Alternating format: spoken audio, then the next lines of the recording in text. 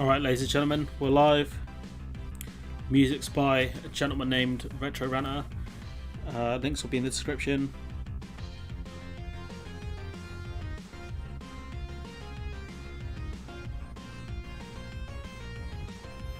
Give me 2 minutes, I'm just going to share this in the Discord.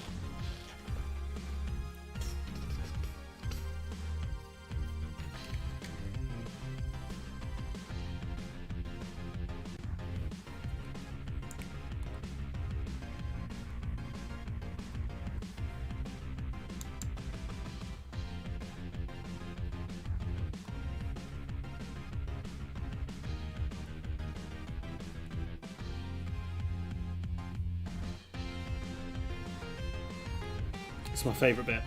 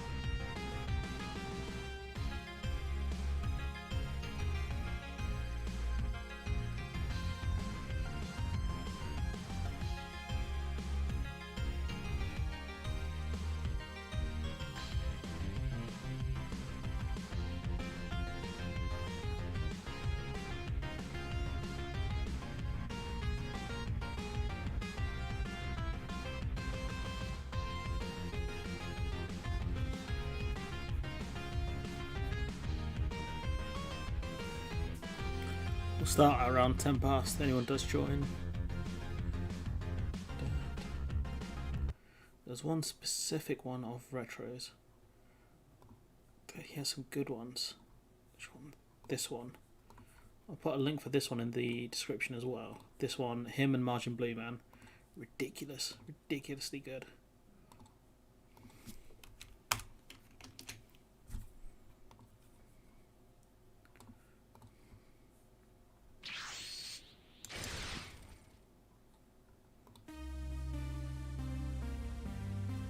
What I'll do is I'll turn the volume up in my headphones. So this one, man, outstanding work from the man, from both of them, to be fair.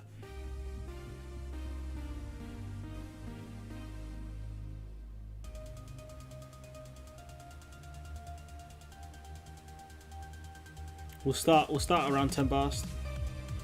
Good.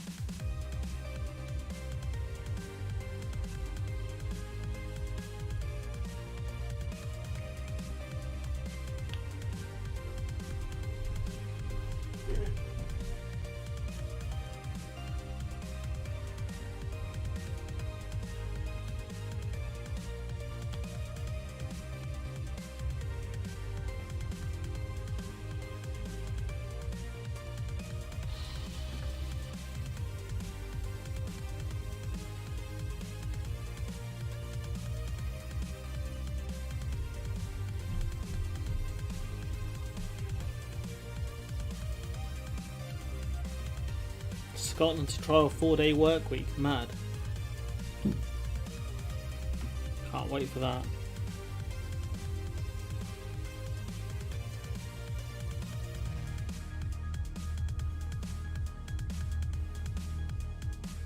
Tyrone Boateng to Leon. Interesting.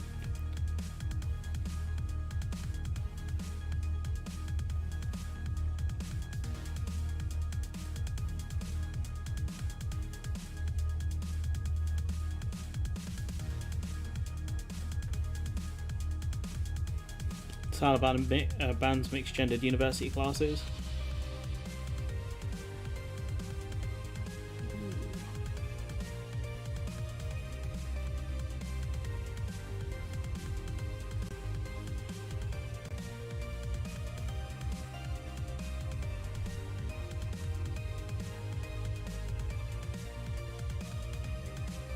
Jeez, my guy, man like Mike guy, he's out here. Man like, we're going to start in like about 2 minutes. Just going to talk about Afghanistan and some Brexit stuff.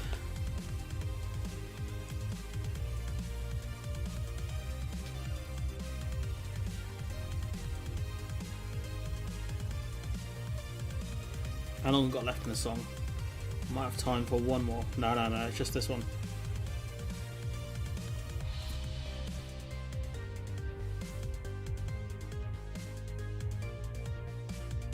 Man.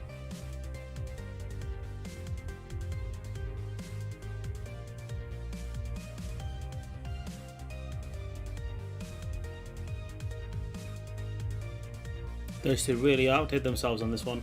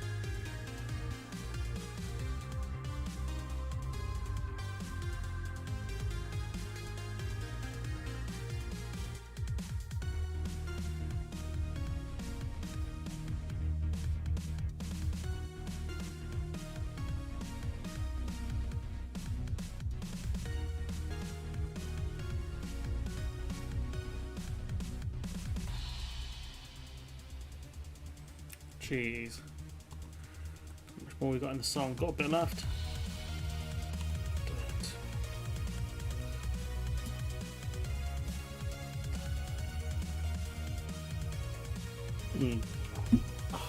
Buried my tea.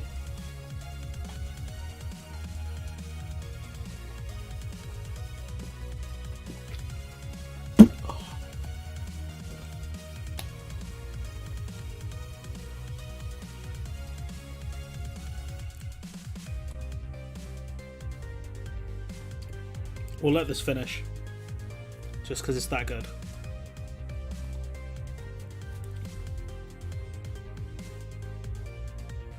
Jeez, we've got some people joining.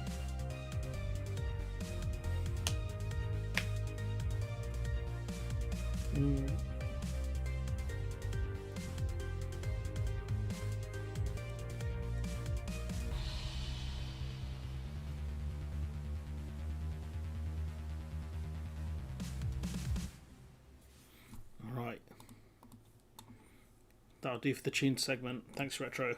Man, that guy. Those two should I say. Really good. Anyway, so we'll go into topics first. So we start with Afghanistan. Our screen's really bright. The live stream's going to be a bit more unstructured. Excuse me. But I've got topics I want to talk about. So we'll start with the British Embassy leaving details for the Taliban to find in the British Embassy. Like, how are you guys, like, who's done this? Like, who's that dumb? It's a really nice picture though, to be fair, but who's like, do you know what, G, we're going to leave all this paperwork and all these hard drives and stuff for the Taliban to find. Like, these guys aren't that stupid. Like, they're not complete idiots. Like, you should have burnt everything in that embassy. Should have been burnt. Everything. Everything should be completely destroyed. Any hard drives broken, wiped and broken. It is the times, and yeah, a conservative-leaning paper going after the conservative government. It's just absolutely. This is so embarrassing, honestly. You've got the Foreign Office staff left documents with contact details of the Afghans working with them, as well as CVs of locals applying for jobs scattered on the ground. Like, what were these guys thinking, honestly? Like, oh yeah, mate, it's is this Abdul Malik? It's like, yeah, it is, yeah. It's like, oh, you work for the Britons. It's like, no, I didn't. It's like, I got your CV, mate. We'll be stopping by at your house in a bit. It's just ridiculous. Like, what is this? What is this? The papers identifying 7 Afghans were found by the Times on Tuesday as Taliban fighters patrolled the embassy. So they've got access to all of this stuff. Phone calls to the numbers on the documents revealed that some Afghan employees and their families remain stranded on the wrong side of the airport. So they might not even get out. And the simple fact is the British government has doomed these people to die because they didn't burn everything in that embassy. That's what should have happened. The fate of the Afghans who worked alongside Western diplomats and troops who may face reprisals after being left behind has become an emblem of the West's retreat from Afghanistan. No, it's not a mark of the retreat. It's a mark of the incompetence. Oh, you're right, Kopak, mate. It's the mark of the fact that we had no idea what we were doing. And, Joe Biden does get a lot of blame for this because he apparently promised Western forces there'd be enough troops there for a pullout of Afghanistan, an ordinary withdrawal, an organised withdrawal. So Joe Biden deserves a lot of criticism for this. Fair enough, all the US troops are out of Afghanistan, but the simple fact is we went in there together with those damn Yanks, and, just like my boy Ghost said in Modern Warfare 2, bloody Yanks, I thought they were meant to be on our side. Sorry, Ghost, mate, they never were. Let's have a look. So, such was the British surprise at the capture of Kabul, which no one apparently could have predicted. Hello, Enzo.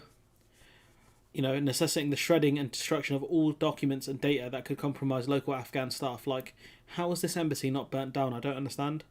Families or potential employees appear to have broken down. The discovery of the documents comes after Dominic Raab rejected a request to speak to his Afghan counterpart to discuss the evacuation of interpreters who worked for Britain 2 days before the fall of Kabul. Because Dominic Raab was too busy. Apparently he wasn't in the water because the beach was closed. All right, mate. Even though I think it's the Mandem in Cyprus, they said it wasn't the case. I haven't, mate. I've just finished work about an hour ago, so I haven't had a chance to watch it. There's a clip here. Let's have a look. There was a clip here. I believe it was a video. Let's have a look quickly if they got the video of Rob. Bear with me one moment. I'll see if they've got anything regarding video. So no, the BBC don't have a video of the select committee. It's a picture. Okay, Rob refused to be drawn on further questions over time and solid. So we'll watch this video. I haven't had a chance to watch it yet, so we'll watch that in a bit. Yeah, we'll watch a couple of these. Let's have a look. Hello, Cruz. Let's have a look. See what else. You would think, how could it be so incompetent? Then you see who's in charge. The fool and his minion, yeah. Rob said, a lot. Yeah, he's rolling like me. Because the guy's got no answers. That's the thing. And now he's being called out for his own failures.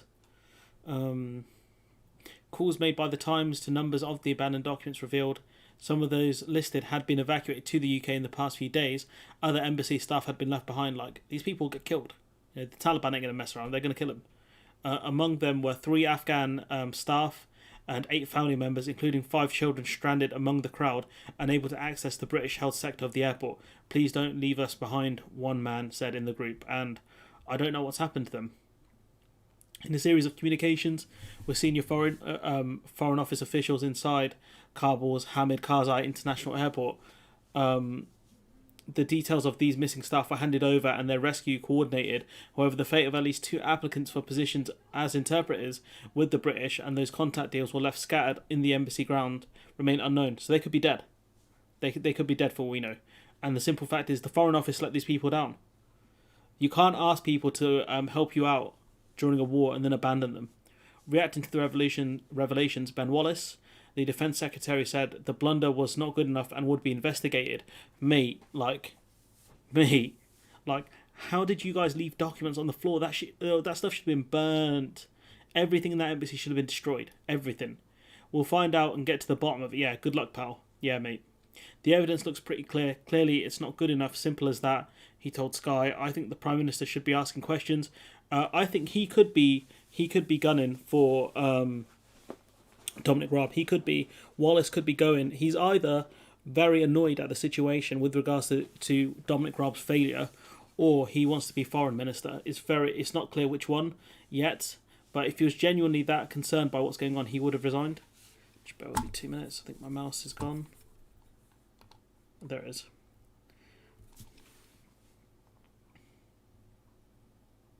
From paper to PDF files. There's a masterstroke from Boris to let Raab continue his vacation. Pure genius, yeah.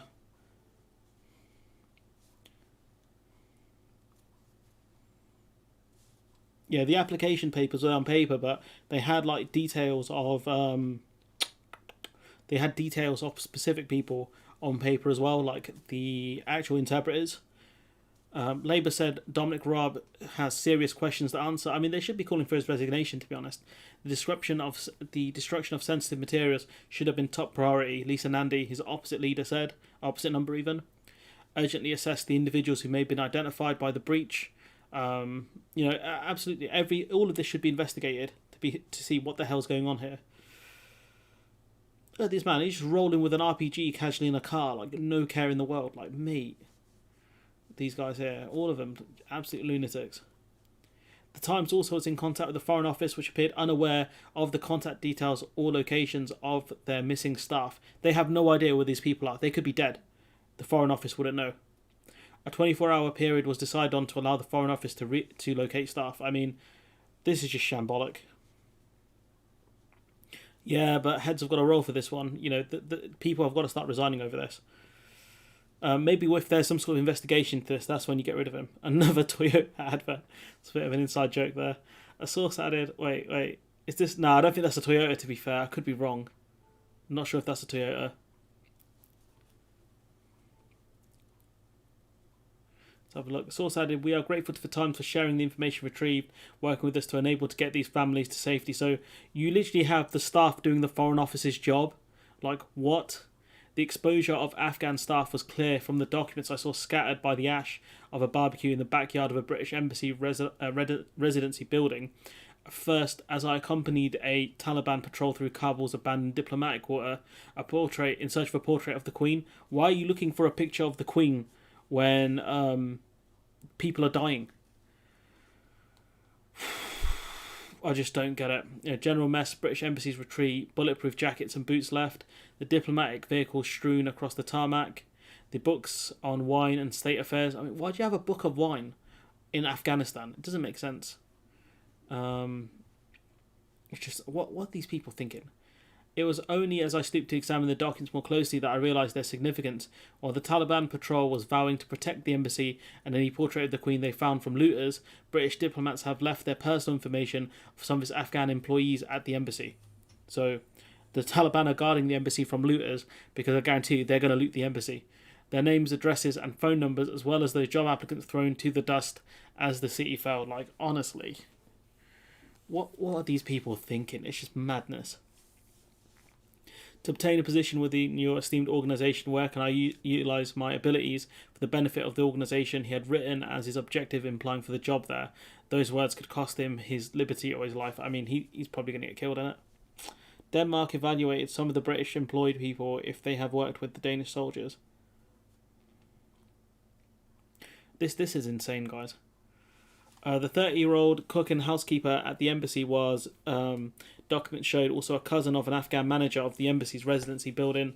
I mean, this whole article is wild. Like, what? Honestly, how did you guys mess up this badly? How did these guys mess up like this? I don't understand. Did he? I'll have to see some of that. You know, you got people here who've seen their families die. It's an actual tragedy.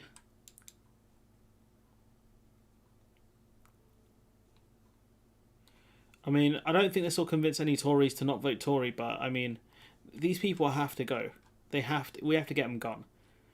They're a danger, not just to us, but to people around the world, and they have no idea what they're doing. We're told that those who worked for the UK can stay permanently. Again, I don't believe Priti Patel would do that, seeing as she's a lunatic herself, but the UK evacuated more than 8,000 people for Afghan relocations. Some of them will be moved to the town I live in. The issue is we don't have a lot of social housing, and that's one of the faults of the government. And so these people are going to need a lot of support in terms of the rest of their lives, really, to help them get back on their feet and hopefully have decent lives in the UK. Because, we don't even help people in this country, let alone help foreign people. But, we owe it to both the people here in this country and the Afghans to help them, because we're the ones who helped cause this mess. But yeah, there are still lots of people left behind, and they have no idea how many people are left. They really don't. Unknown number of people left behind in Afghanistan, says Dominic Raab. So they don't know how many people. He says it's in the hundreds, but how could he have possibly any idea that it's in the hundreds if he's got no idea? He goes, the government is not confident that it knows how many people eligible to come to the UK remain in Afghanistan. Around 15,000 people were evacuated.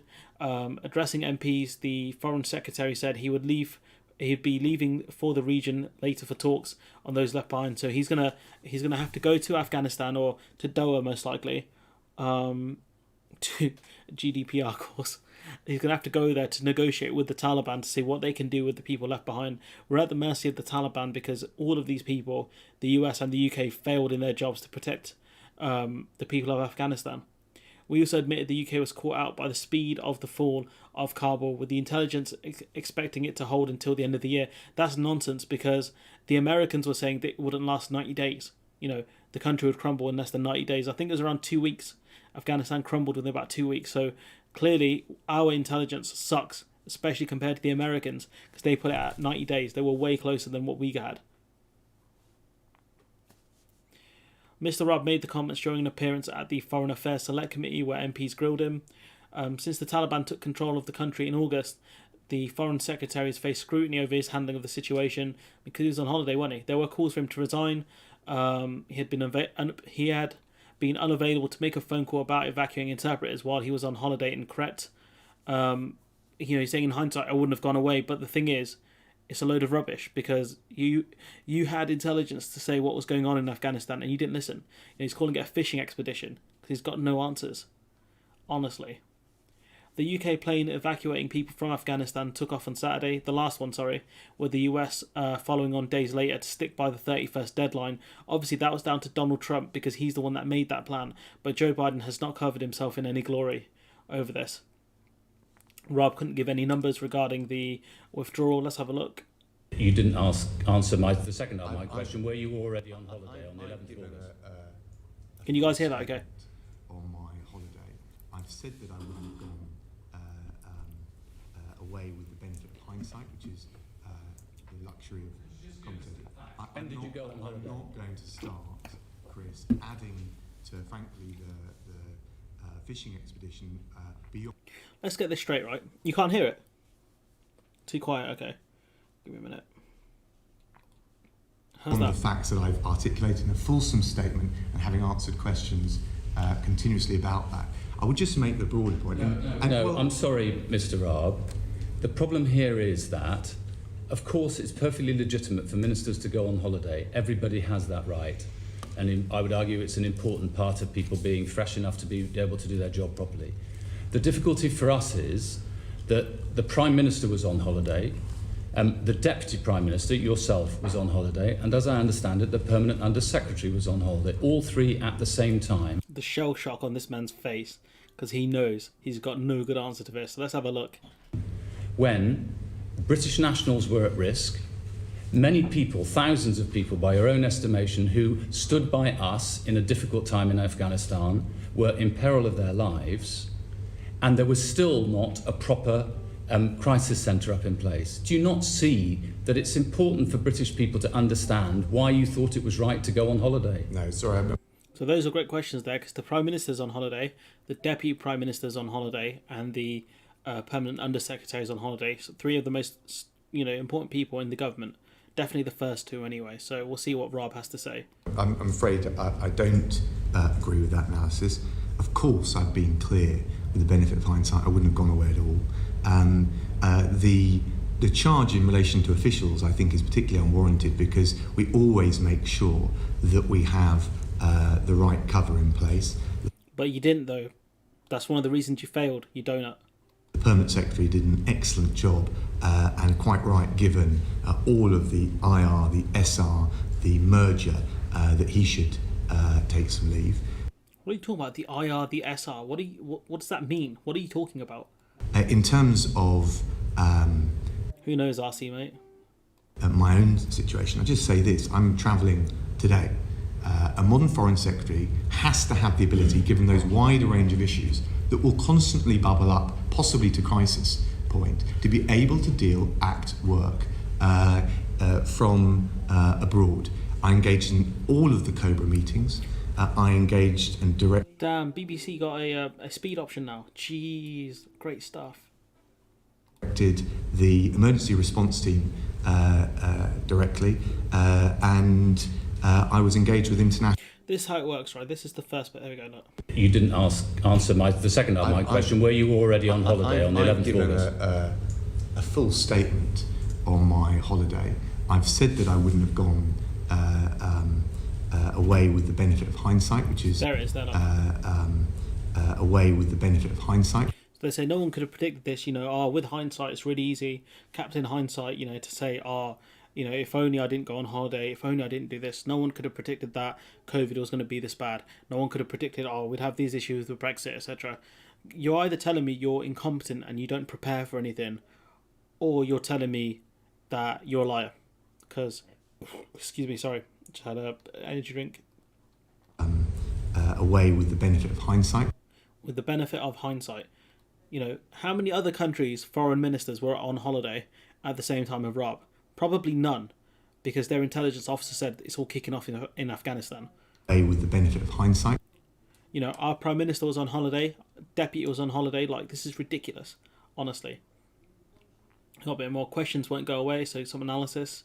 The Foreign Secretary appeared to be visually bristled by some of the questions thrown at him. MPs were frustrated by a lack of detail on questions because the government don't do detail, and if he does give details, it's going to make him look even more stupid. Rob appeared equally irritated by questions on when exactly he went on holiday, refusing to provide any precise dates because then they can't tag him on anything. So, that makes sense. He had a heated exchange with Neil Coyle, who accused him of refusing to answer questions as they proceeded to talk over each other, because Rob is ducking now, and all the media should be going after him for this. The MPs are unlikely to leave the session satisfied with the answers they got, with the chair of the committee, Tom Nugenhat, who knows how to pronounce that, rapping by accusing Rob of firefighting, which he is doing. I mean, this is a disaster now. This is some nuclear bombs being dropped on our boy Rob here, and he has no answers for it because he messed up big time. He should never have gone on holiday when he did. You're talking about he participated in all of the COBRA meetings. Probably just sat there with his earphones on or something, going like, yeah, I agree, Prime Minister. Let's do nothing on this one. Honestly, what a joke. We know he ignored calls from people. The Pakistani foreign ministers or wherever were calling him saying, look, do you guys need us? We can take people in, wherever. If you get people onto planes and send them here to Pakistan, we can help them out. He didn't take calls from these people. He's a joke, an absolute joke. He faced more questions, including reports around the Times, which we mentioned. He said there's going to be a full review. Raab was also pushed over intelligence assessments in the run-up to Kabul falling. So let's have a look to see what he says there. Straight out of Trump's book. Exactly, RC. Exactly. My point is this: the central assessment that we were operating to, and it was certainly backed up by both the JIC and the military, is that most likely the central proposition was that given the troop withdrawal by the end of August, you would see a steady deterioration from that point, and that it was unlikely Kabul would fall this year. That was the central assessment, and of course... How did they come to a different assessment than the Americans, who said it would be within 90 days? I don't understand how we believe so much in the Afghan forces. I don't get it. Of course, with all the usual caveats that you will be familiar with. That doesn't mean we didn't do contingency planning or game out or test the other propositions. You don't do that, fam. We did a test in this country to see how, kind of what would be the biggest threats to this country. It was a viral pandemic, Project Cygnus or whatever it's called. So you clearly either did the planning and ignored it, or you didn't do it at all. Rubbish. And just to be clear, that's something that was widely shared, that view, amongst NATO allies. May I just come straight on to that? You clearly are responsible for overseeing two of our intelligence agencies. Did their intelligence differ, without revealing what it was, of course, did their intelligence differ from that assessment? I'm certainly not going to go into the details of... Of course you're not, because it'd probably make you look like a bigger fraud than you are. Raw intelligence. The whole point of the JIC is to distill and provide an Who the hell are the JIC? objective, rounded assessment. Clearly their assessment was wrong. He revealed the information had been given to predicted a steady deterioration. Excuse me, sorry. Rather than the swift fall that happened, and that it thought, where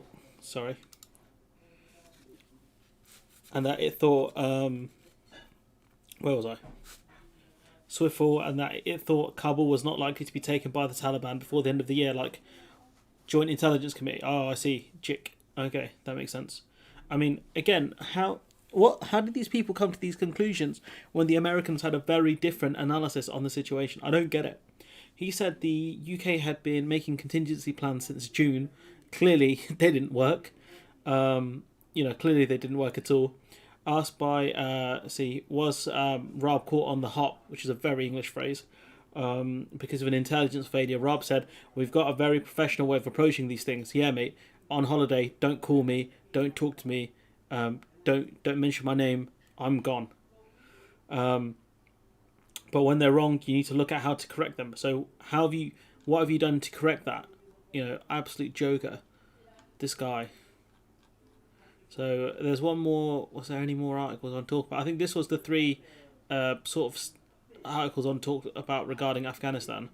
At least the ones that I've gotten here have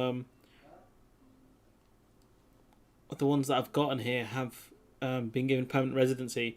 The ones that worked for the British government, which is great that these interpreters, they best be given red passports, man, or blue passports, whatever the hell colour passports we have now. Proper, full citizenship. That's what I'd want to see for these guys and girls who helped us out, and for their families as well. I wonder what would have happened if the Taliban made a full-scale attack on Kabul. They would have killed hundreds of thousands of soldiers, or they picked up the phone then. I mean, that's a terrifying proposition, honestly, if they did that. A siege on Kabul. What difference would he have made? Probably not much, but at least they would have been speaking to, our foreign minister, not, the civil servants and whoever who are underneath. So it's an absolute joke. He might not have made that much a difference, but he should have been there. That's his job.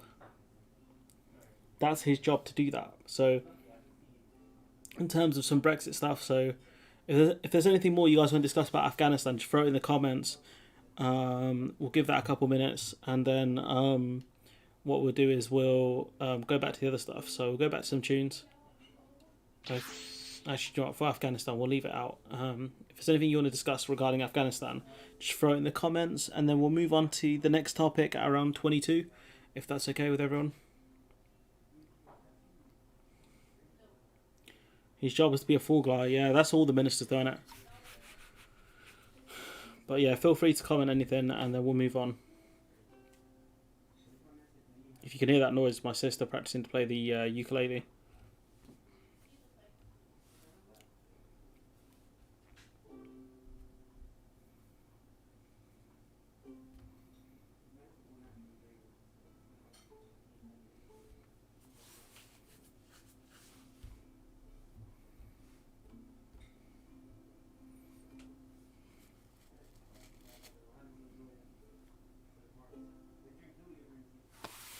Oh yeah, and there's a link to there should be a link to the Discord in the description. So if anyone wants to join the Discord, feel free to hit that button. The Discord is free. It's for anyone who wants to chat. I'll be doing a bit on the Discord in a bit, so I'll probably do a bit of a live chat kind of after this if you guys are interested in that. And Afghan military have a habit of folding under the minimal pressure and regrouping at a later date. Taliban did that. Yeah, the difference is the Taliban were always planning on waiting out the Americans. With the Afghan military, I don't think they're going to do that.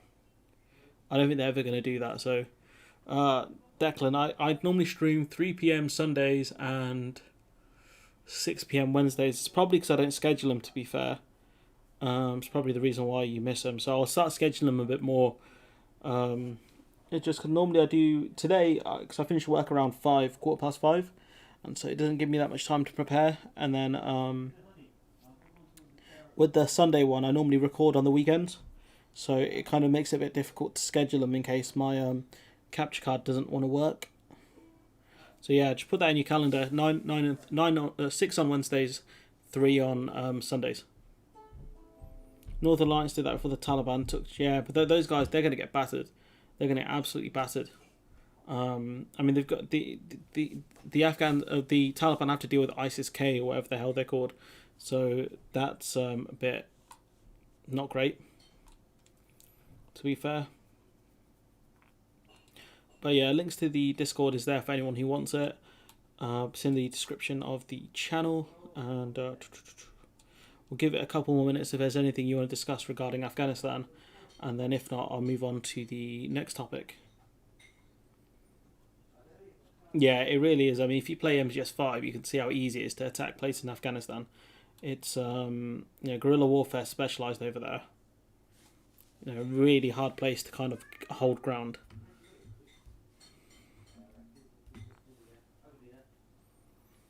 So yeah, no, 100%. It's Afghanistan's a very inhospitable place, especially for foreigners.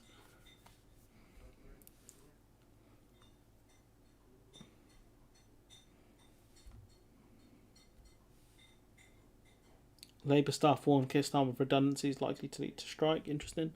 Let's have a look at that.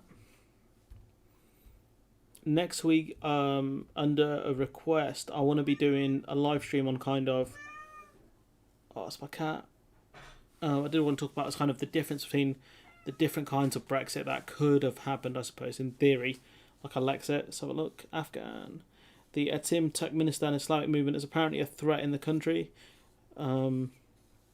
Afghan is impossible to control, mostly mountainous and barely... I mean, to be fair, the Taliban did have control over it after the civil war. It is possible, it's just very difficult. Even the Russians struggled. The Soviets with their great national anthem. They struggled to hold on to Afghanistan. It's very hard to do so, especially as an invader as well, because when you're a foreign force, you don't want to be there. The troops don't want to be there. They want to be home. Like, for foreign offensive wars, are very hard to keep morale up.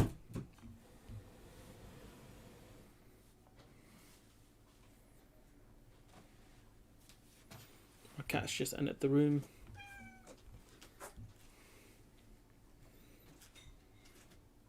It's never going to happen, but it's worth discussing anyways.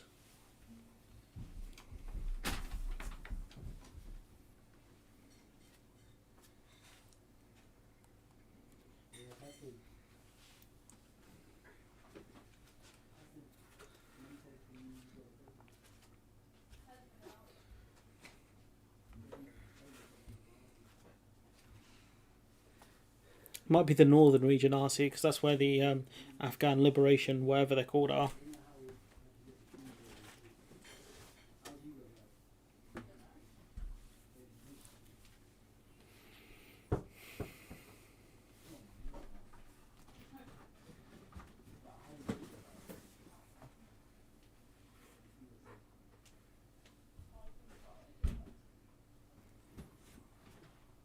Alright, we'll move on to our next topic.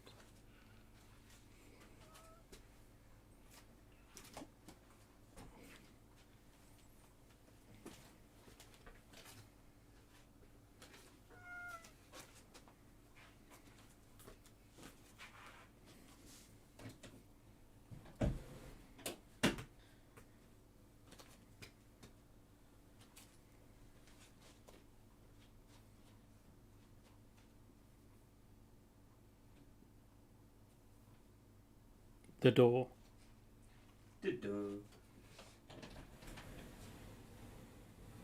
Sorry about that. Some people interrupting. Couldn't happen to a worse chap. Oh, you're not wrong. So, next topic. Wetherspoons becomes the latest brand to suffer a shortage as beers run low. What a tragedy. So we'll play the tiny violin, Province.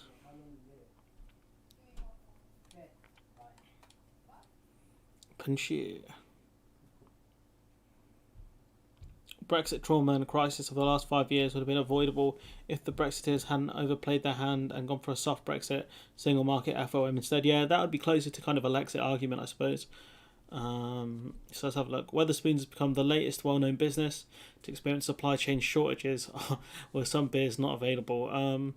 Spokesman said supply problems with Carling and Coors were the knock-on effect from industrial action by delivery drivers working for another brewer. So nothing to do with Brexit, to do with strike action. All right, mate. Okay then. Okay.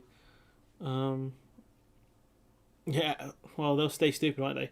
Heineken, the big company's biggest supplier, admitted a partial impact from the proposed strikes at a logistics partner. It promised that pubs will not run dry. Molson Coors blamed the well-publicised national shortage of drivers for its problem. I mean, this is it, isn't it, really? It's the national shortage, which has been exacerbated by Brexit. We lost 25,000 drivers. Can't stand Lexiteers are. Yeah, they're a bit meh, to be honest. Wetherspoons is the latest company to be affected by shortages across the economy, following the likes of Nando's, McDonald's, and Greggs. You know, Nando's, obviously, someone pointed out in the comments, McDonald's is not as rich as people think it is, because it's owned by individual kind of, it's not all owned by franchisees, but a lot of it is. So that would make sense. But with Nando's, I don't think Nando's is, and Greggs isn't either. Spoons is the latest company to be affected by the shortage. These shortages have been widely blamed on a tangle of issues stemming from both the pandemic and Brexit. I mean, like people pointed out, other countries are struggling from COVID. So which country is different to the other ones in Europe? How many European businesses are struggling for supply? It's not hard to figure out, guys. Eddie Gershol, that's probably not how you pronounce his name, but it's funnier to pronounce it like he's French, saying we're experiencing some supply chain issues with Carling and Coors, which means some pubs do not have the available product. I mean, it's a bit embarrassing, isn't it? We apologise to our customers for any inconvenience. We know that brewers are trying their best. I mean, it doesn't matter though, innit? It doesn't matter how much beer they produce. If they can't get it to your shop, then you ain't going to drink it, pal. Yeah, I saw that. Declan, he wants to, when he said, when I wanted an Australian style point system, I wanted people to come in so my business don't run out. Like, what? We apologise to our customers for any inconvenience. We know the brewers are trying to solve the issue, blah, blah, blah. Mr. Gershol said the problems came about after industrial action last week by drivers working on behalf of Heineken, representing 6 of the 23 lines that Wetherspoons pubs typically offer. I mean, are you going to blame people striking when we have a driver shortage of 100,000? Really? Yeah, as a result of a shortage of deliveries, some other products ran out in some locations. For example, Harling and Coors. Like, come on, dude, be real now. We understand that industrial action we offer has been called off, and we understand the industrial action we refer to has been called off, which we hope means supply issues will return. I mean, it's possible, but prices might go up because of it, because these drivers are going to demand better pay and conditions. As of today, the majority of pubs we believe are now fully stocked, but some pubs may be short of a few brand pending deliveries in the next few days. We'll see, but we've seen multiple companies, our big companies, have shortages because of the driver shortage exacerbated by Brexit. So they can't even try and spin it. 100,000 driver shortage, it's madness. So like a spokesperson for Coors saying, like many in our Great British brewing pub sector, we've been hit by the shortage. With overall our ability is good, there are intermittent pockets of pressure in our supply network that unfortunately affecting a number of Wetherspoon pubs. I mean, what do you mean intermittent pockets of pressure? Like, this is systemic failure, my friend. We're working around the clock with customers, blah, blah, blah. After such a difficult period for our industry, it's heartbreaking to be letting customers down. We'll continue to do everything we can. I mean, you're not though, are you? Because you'd be calling on the government to lower standards for drivers. Like, come on, dude. So on Twitter, one Twitter user claimed Mr. Martin had been instrumental in creating labour and supply shortages now affecting him, while another commented the horrors of Brexit are finally dawning upon Tim Martin. Now it's very strange. That Sky are quoting people on Twitter. It could be the case that Sky, maybe some of the people who wrote this article are against Brexit, and that's why they have cited this. Not so Sky looks biased, but it's odd Sky would be, sort of referencing people on Twitter. I'll take the Twix bars. My cat's doing alright for cat food. He's just very loud. So yeah, the people of Twitter have gone after him, which is great. Supply chains have become strained. 100,000 driver. We speak about that pretty much every other day. Workers across the economy have been forced to stay home due to COVID. I mean, okay, fine, but a lot of these places, McDonald's, Greg's, the place that have been killing it on delivery, they didn't have any issues because of the pandemic. So to blame the pandemic now doesn't make sense. Spoons has been one of the victims of that so-called pandemic, with a couple hundred staff and some pubs having to open later than usual. It's because you ain't got the staff power, because freedom of movement is ended. Not to mention the fact that how could it be you're having a staff shortage and a beer shortage? Like, you can't blame the pandemic for that. Come on now, let's be real here. Staff having to stay home or whatever. That's okay, fine. Okay, we'll say it's down to COVID, whatever. Once the double vax rule comes in, how are you going to hide it? When double vax people don't have to isolate. Your beer's running out because the HGV shortage. You can't hide that because of the pandemic. It doesn't make sense. Spokesperson Mr. Gershon said today that he was not aware of any sites having to operate shorter hours at present. I mean, that's not true if you've had to operate under short hours. So this man's clearly, the spokesperson, talking a load of rubbish. If it's been confirmed that Spoons has to operate under shorter hours because of a staff shortage, and then the spokesperson saying, I'm not aware of any places having to operate under short hours at present, either the staff shortage is gone, COVID has disappeared and there was no problem, or Mr. Gershon is speaking a load of rubbish. Who knows? Everywhere, the poultry and pig industries have said they're short of European workers, which is true. If the pigs grow above a certain size, they can't be taken to slaughterhouses. They had that problem in America last year, so that's not great. Poultry is similar, not a similar issue, a different issue, which is that they just need numbers at this point to come in and help. That's one of the reasons why Nando's has run out of chicken. The government has rejected calls from businesses for a temporary loosening of immigration rules to try and ease the supply chain crisis. I mean, these are FSM, be nice, play nice. Let's have a look. Pingdemic continue. Yeah, right. Okay. Play nice, guys. I can't moderate and monitor the chat.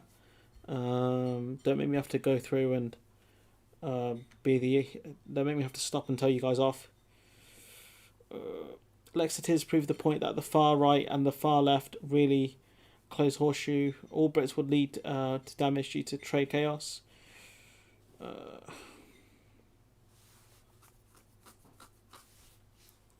Do I need to send you a couple of Twix bars and some cat food?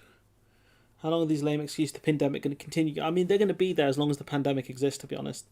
An email sent out by purchasing department in our company stating supply times for electronic components now delayed 3 to 4 weeks. The area Staffordshire voted 60% in favour to leave. That's awkward for them.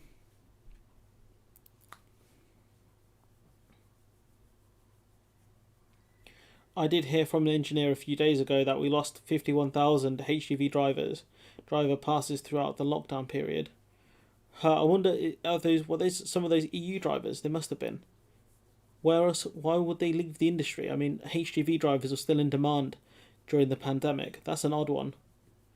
Not sure how legit that info though is. I wouldn't think that's too legit. Let's kick this off.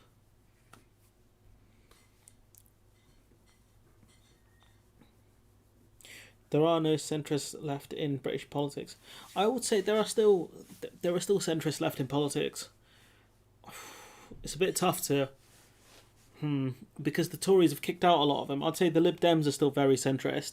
You've still got people like Rachel Reeves, Lisa Nandy, in the Labour Party who are quite centrist. So I would say that it's not the centre. The centre right is dead, and the kind of centre left is still active.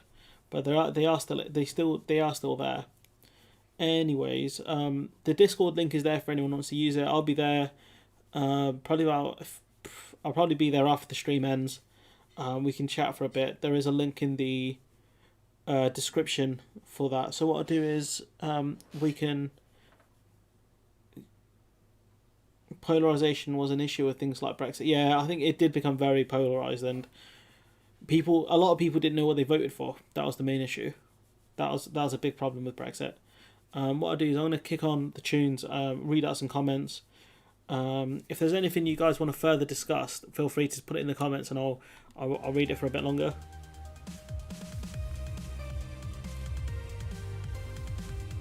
Even the artwork for this is insane. Who did you get to do it? I don't think I'll link it, but this is really nice. But yeah, I mean, this man here, campaigned on Brexit, kept running with it, and now it's impacted him double. It's impacted him because of freedom of movement, and it's impacted him on his supply. He can't even. He's got nothing. He hasn't got stuff to sell. He's run out of beers to sell to people. It's madness. Yeah, the centre right in general, the centre in British politics has collapsed due to polarisation. I think.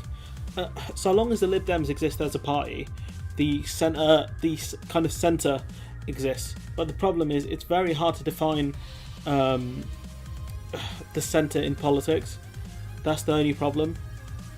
But all those guys like Rory Stewart, Theresa May, David Cameron, they're all that brand of Tory, sort of Cameron era Tory politics is dead.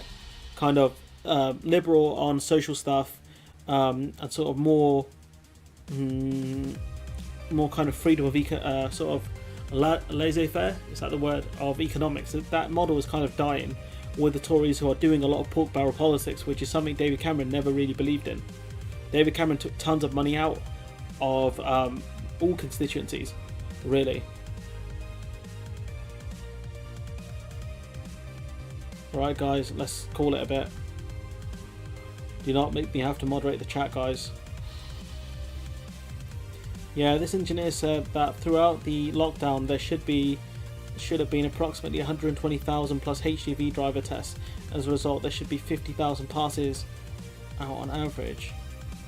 Okay, no, that makes sense now. I think I get what you're saying.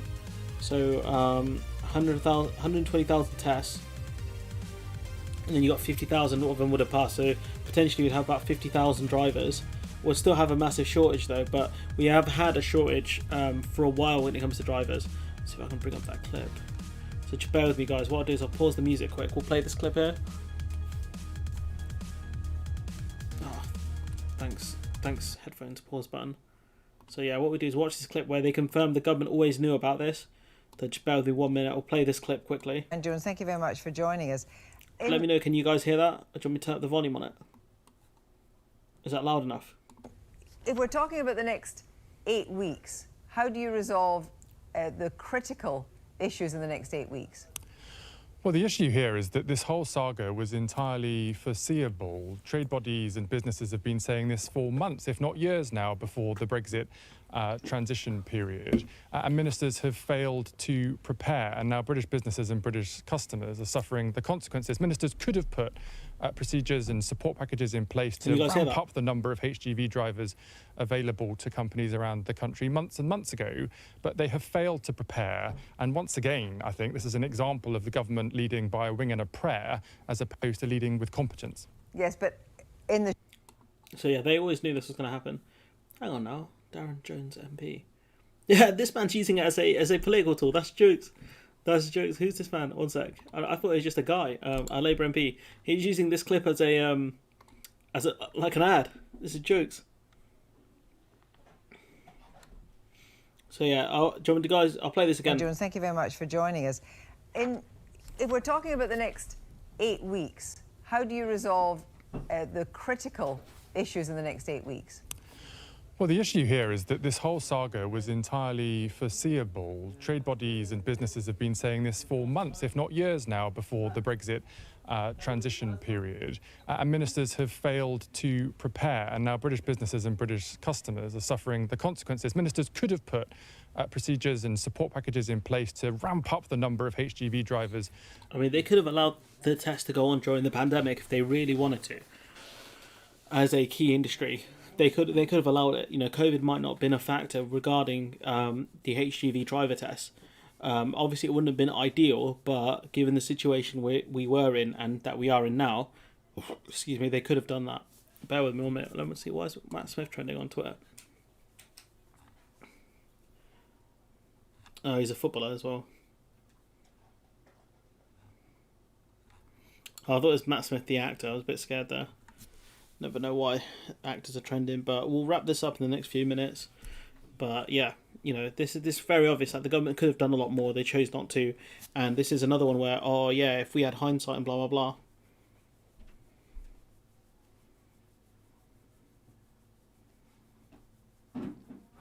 So yeah, I mean, it's just embarrassing, really. We'll go on for a couple more minutes.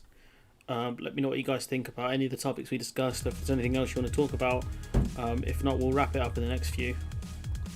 Trying to get onto a screen where it's not like, there we go.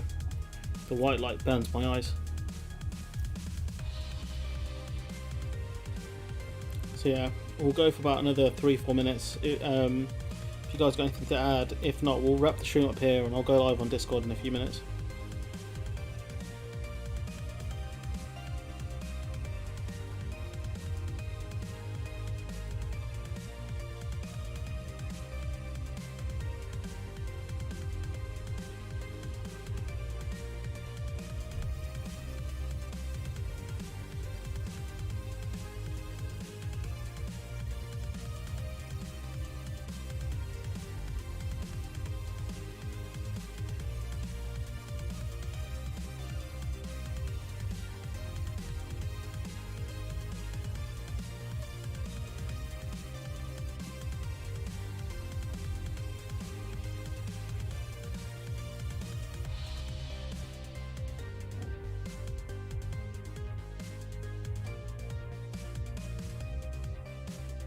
Well, if you guys got nothing more to add, we'll probably almost in a good spot. Vibing to the Dragon Balls tunes, to be fair. I mean, to be fair, mate, you should subscribe. I'll put the link to the description of his channel, but I'll tell you what, there's about three or four of them who are just outstanding.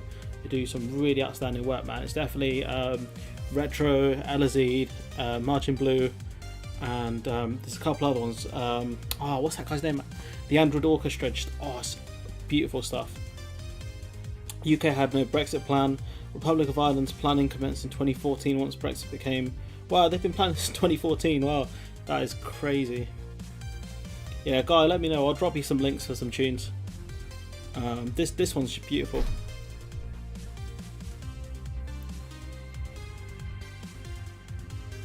But yeah, I'll give it a couple more minutes and then we'll go live on Discord if anyone wants to chat there. The link to the Discord's in the description. What I'll do is I'll repost it. Just give me 1 moment. Okay, thanks YouTube for not letting me do that. Just give me 2 minutes, guys. What the hell? This shouldn't go live now. Sorry, just bear with me 1 minute.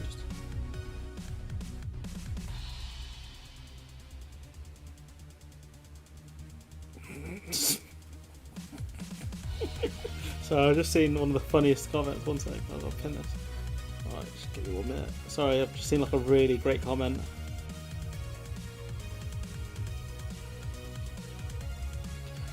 It's about Brexit kind of damaging Christmas, and someone put, Nigel Farage is already penning his first children's book, How Michel Barnier Stole Christmas. That's gold. That's getting pinned. Yeah, I've just pinned that comment. It's on the most recent video about the Christmas stocks being hit. That's outstanding. That's brilliant stuff. I will, mate. Just give me 1 second. I'm trying to put a link in the Discord before I get distracted again. Invite members.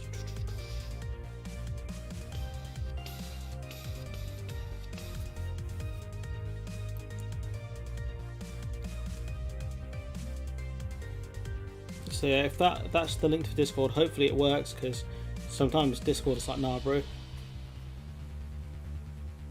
But yeah. Ireland should also plan for disorderly breakup of the United Kingdom. Unlikely. I mean, to be fair, they should be planning for unification at some point. Restart this. This one's also pretty good from Margin Blue, to be fair. We'll put this one on next time. I mean, they need to start planning for unification. So do the Americans, to be fair.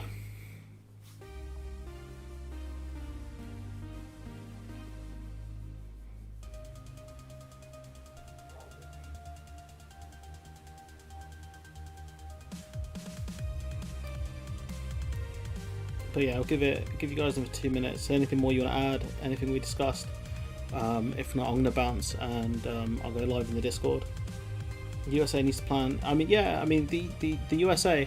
You got to remember, right? Northern Ireland is way poorer than sort of mainland Ireland, and so the Americans are going to get involved in that because there are a lot of Irish Americans who have put money on to help sort of the Republic of Ireland.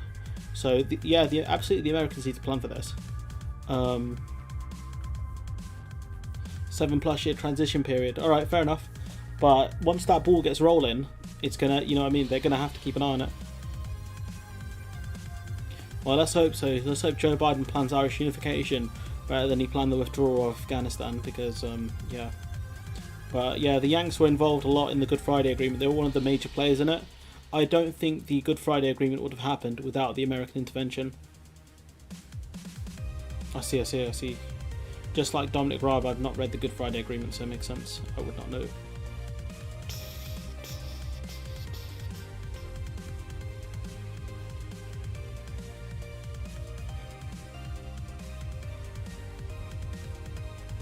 Right, 2 minutes, guys, and then I'll go live in the Discord. The link's there for anyone who wants to use it. Feel free to join the Discord. You know, there's no obligation to pay or anything like that to have to join. Soul3 UK. I have no idea who that is, but yeah, thanks for joining, mate. Facts not fiction. Oh, mate, you've just Sky. Yeah, he's got a great channel. He's definitely one worth subscribing to if you haven't done already. He does Facts Not Fiction, great work. I think he's over in Malaysia, I'm going to say. But yeah, you just missed the stream, my friend. We're going to be wrapping up in about a minute. But yeah, thanks for joining. Really appreciate that. His channel's great, honestly. It's definitely worth checking out. Stuck in Malaysia. Stuck there. I don't know. There's a guy, one of the commenters on the channel, Taki, I think he's in Malaysia, I think. I'm not sure. Oh, I see. It sounds like you've been there for a while, to be fair. The Rona got you in Malaysia. Yeah, we'll give it 1 more minute, guys, and then I've got to bounce. Too bloody long. I don't know. I'm sure Malaysia's doing better than us.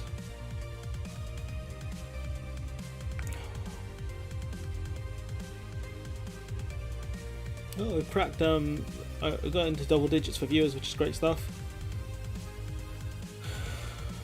We'll make this talking stream a more of a Wednesday thing, where what I'll do is I'll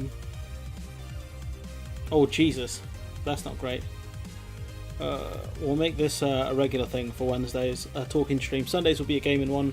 You guys let me have one at least. Can't take that from me. I put it up to a vote, and you guys wanted me to talk loads, so here I am. But yeah, 11 viewers, pretty good. It's a pretty good showing. Not gonna lie. But yeah, I'll try and schedule out the streams a bit more. You just don't want the technology to fail you. That's the scary thing, especially with the game and stuff. Like, sometimes it just chooses not to work, and you're just like, why? But yeah, so we'll wrap it here.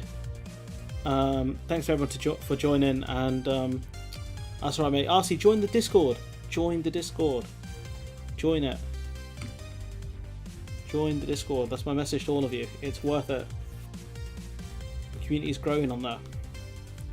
Movie Fan Love was the other one, but they're not big into social media.